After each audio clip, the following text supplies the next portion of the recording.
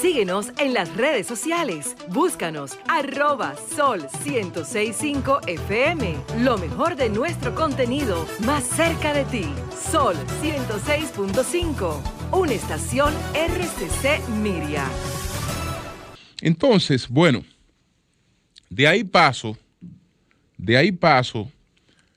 a lo que está ocurriendo aquí, lo que está ocurriendo con lo que podemos definir los sustentos de la gobernabilidad, que lo estamos erosionando alegremente, lo estamos erosionando. Y lo digo a propósito de esta situación que se ha presentado con el Congreso, que la vemos ahora más reflejada con los senadores, pero es con el Congreso. Es con el Congreso y la postura de los senadores no es distinta a la que tiene la mayor parte de los diputados con relación a una serie de cosas que han ido ocurriendo. Ciertamente, los legisladores están convencidos de que hay una conspiración de sectores empresariales para desentenderse del tema de la reforma fiscal sobre la base de presentar a los legisladores principalmente como beneficiarios de un gran derroche, que con derroches como eso realmente no pueden irle a ellos a hablar de reforma fiscal. Entonces, ellos, llenos de ira, han pretendido pues golpear a quienes entienden que están detrás de las acciones de descrédito al Congreso. Yo no tengo la menor constancia de que esto sea una articulación empresarial, pero los líderes empresariales deben prestarle atención a eso y deben tratar de subsanar eso, porque lo que ocurre a partir de ahí no solo le hace daño a ellos, sino que termina haciéndole mucho daño al país.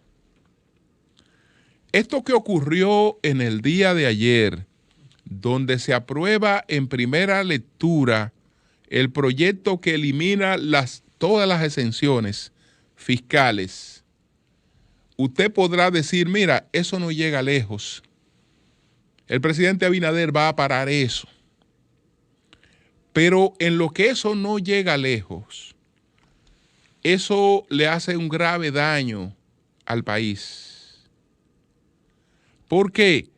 Porque los inversores que están atentos a todo eso, ya eso le va dando anuncios de inestabilidad. Es decir, yo estoy invirtiendo en un país, lo hago en base a unas exenciones, pero eso ya está en cuestionamiento. Eso no está no solo en cuestionamiento, sino que se aprueba en primera lectura una ley que elimina todo eso. Aunque mañana esa ley no llegue a concretizarse, ya el mensaje que comunicó esa aprobación es de incertidumbre. Es de, mira, esto no está seguro. Esto en cualquier momento varía. En cualquier momento aquí hay otras reglas, hay otras situaciones, hay otras condiciones. Y si tengo planes de hacer inversión hasta cierto nivel, lo controlo. Vamos a ver, vamos a quedarnos observando el panorama hasta ver hacia dónde conduce este panorama. Eso es por la parte económica que me estoy yendo. Porque por la parte política todavía la situación es mucho más preocupante. Es mucho más preocupante. Yo no sé si el gobierno y el propio presidente Abinader, si alguien le ha hecho entender que con su sola imagen se sustenta un gobierno, si alguien le ha hecho creer eso, está sumamente equivocado. Y la historia que no nos sirve para vivir el presente, como dice Søren Kierkegaard, que no nos sirve para vivir el presente, pero sí para entenderlo. Si nos sirve para entenderlo, nos alecciona con relación a eso. Es decir, no es verdad que un gobierno sobrevive por la imagen de su presidente. Si el presidente tiene buena imagen, pues el gobierno sobrevive. No. La imagen del presidente está asociada a la imagen del Estado. Está asociada a la imagen del Estado. ¿Qué pasa, por ejemplo, con los congresistas? ¿Qué pasa con los congresistas? Los congresistas son la primera columna de sustento de la gobernabilidad. La primera. Son la primera. Y si ese sustento de la gobernabilidad está en descrédito, ese descrédito termina afectándolo todo.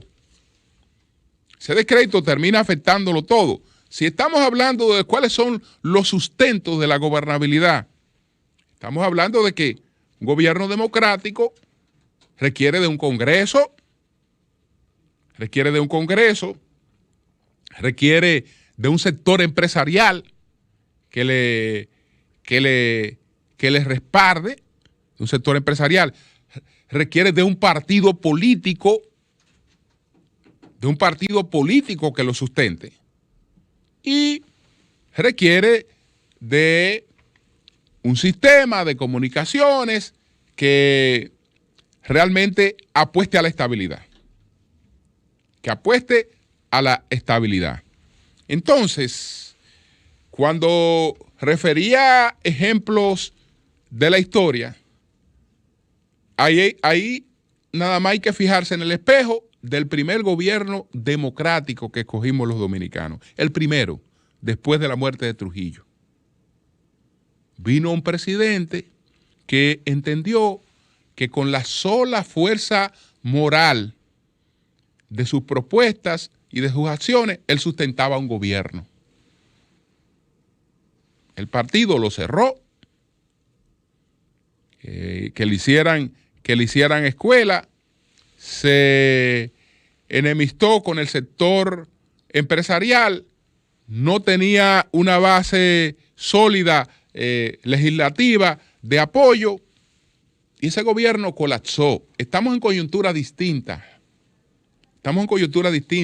Ya no estamos en coyuntura, gracias a Dios, de golpe de Estado, pero no quiere decir que no se presenten situaciones de inestabilidad. Ahora la inestabilidad se presenta de otra manera. Entonces, la principal base de apoyo que tiene el presidente Abinader, que usted tiene, se llama ese Congreso que está ahí, de mayoría PRMista. Esa es la principal base de apoyo que tiene Luis Abinader. Si esa base de apoyo se enmierda,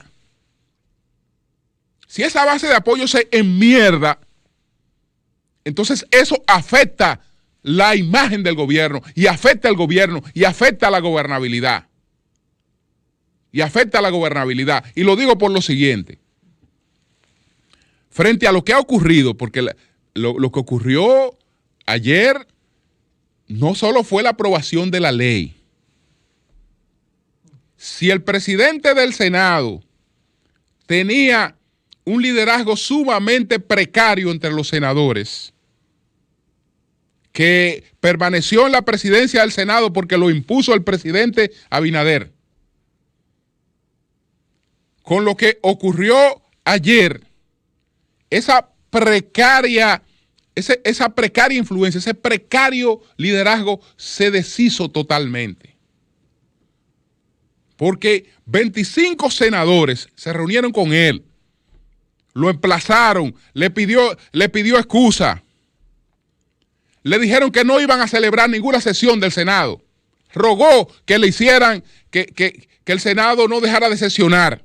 Dijeron, bueno, vamos a sesionar, pero se van a tratar 2 puntos.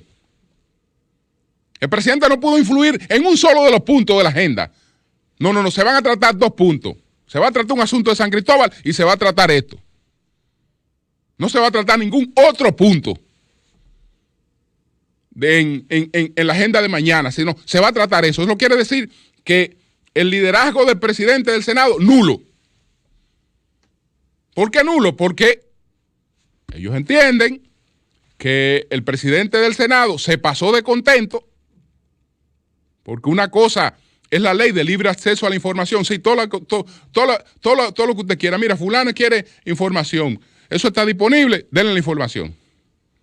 Ahora, usted decir, ven, instálate, y colaborar para una cuestión que termina haciéndole mucho daño a la imagen de sus compañeros.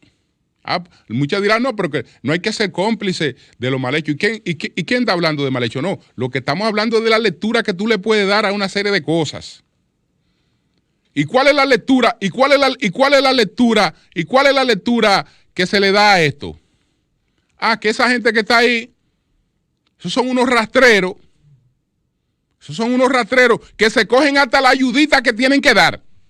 Que además de que tienen el privilegio de que tienen una ayudita para darla, esos rastreros se las roban. Se roban lo que una infeliz necesita para un tratamiento de cáncer. Ellos se lo roban y no se lo entregan. Yo decía desde ayer que yo no creo que una cosa así pueda ocurrir. Y no lo creo. Yo no creo que algo así pueda ocurrir.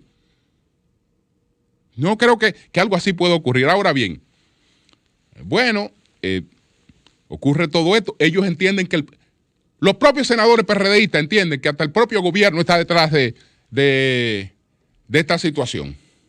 Que tampoco lo creo. Que tampoco lo creo. Por eso esa reacción, porque la aprobación de esa ley no es solo una vaina para los empresarios, es una vaina para Luis Abinader también, el que es el presidente de la República. Al primero que le echan una vaina es a él, que es el presidente de la República, con eso. Pero ¿qué cosas contribuyen a eso? Bueno, por ejemplo, doña Raquel ayer publica un Twitter de respaldo al único senador honesto que hay. Al único senador honesto que hay, que es Antonio Taveras. Porque hay algo también que por casualidad, frente a todo este lío, Faride no está aquí. Faride no está aquí. Es decir, Faride no está ahí. Ese lío se lo ha tirado Eduardo Estrella con el apoyo de este caballero. De este caballero que es el único senador honesto que hay ahí. Entonces, doña Raquel, sí, fulano, todo nuestro apoyo moral, etcétera. Doña Raquel, ¿y a quién usted está alimentando? ¿A quién usted está alimentando? Porque la mayoría son PRMistas, todos los otros, que son la base de apoyo de su marido, que es presidente de la República. No es otra. No creamos en el cuento de que jugando al apoyo de la sociedad se sustenta un gobierno, ni se mantiene en el poder. Ese voto sin compromiso que se fue contra el PLD, el que juega a que cree que se va a mantener en el poder porque la sociedad me apoya, descuidando su base de apoyo o maltratando su base de apoyo, se fuñó. Porque ese voto aleatorio vota donde hay voto. Es decir, si quiere votar, vota para hacer daño, vota para ser efectivo. Y para ser efectivo tiene que irse a una canasta donde haya votos, lo que quiere decir que ese voto se va a donde haya votos. Y para haber votos primero tiene que haber un voto duro. El que no tiene voto duro, no es que con el voto duro no se gana unas elecciones, pero el que no tiene voto duro no consigue el otro voto.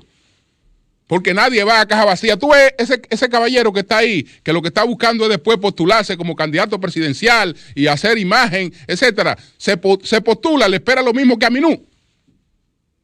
No otra cosa. Entonces, yo no veo que se pueda hacer política sobre la base de desprestigiar tu propia base de apoyo. Eso es un grave error. Eso es un grave error. Entonces, cuando yo me refiero al Congreso en sentido general como base de apoyo, lo hago por lo siguiente. Primero, la mayoría es PRMista. Es decir, la mayoría es PRMista, que es el partido en el gobierno. Segundo, las otras mayorías están integradas por dos partidos del sistema que en medio de la situación en la que se encuentra el país, ninguno de los dos va a jugar a el colapso del sistema. No van a jugar al colapso del sistema porque sus aspiraciones de regreso al poder están sobre la base de que el sistema no colapse. Por lo tanto, en el hondón tienen que contribuir con que en medio de la crisis el sistema político no colapse. Entonces, en el fondo, entre los apoyos y los opositores, no hay otra cosa que una columna de respaldo al gobierno. Porque a la que no llega por el voto directo y el apoyo partidario, llega por las otras vías de comunicación, que son los empresarios, que es la iglesia, que es la élite, digamos, mediática. Es decir, hay una serie de canales por lo que en las circunstancias de crisis, esas organizaciones no van a actuar no van a contribuir con un colapso del sistema. No van a contribuir con un colapso del sistema. Pero entonces, esas cosas hay que preservarlas. De modo que si usted ve que hay una crisis de imagen con el Congreso, esa crisis de imagen al primero que debe preocupar es a quien está gobernando. Porque no es verdad que es un fuego que no le llega, no es verdad. No es verdad que no le llega y no es verdad que no pone en peligro la gobernabilidad. Porque juegos como eso, empezamos jugando así, como empezamos jugando ayer, perfecto. Tú me estás mandando a joder, yo te voy a joder. Y es un jueguito, pero es con la democracia que están jugando. Y esos jueguitos empiezan de una manera inofensiva.